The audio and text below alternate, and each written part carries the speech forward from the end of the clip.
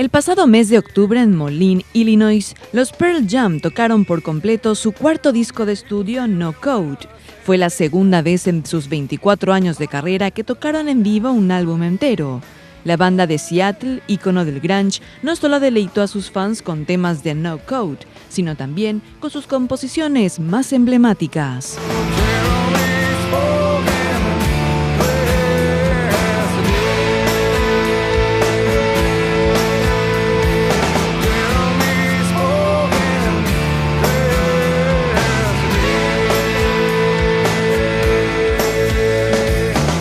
El concierto ya está disponible para su venta en CD o formato digital en la web del grupo liderado por Eddie Vedder. La banda cuenta con 10 álbumes de estudio.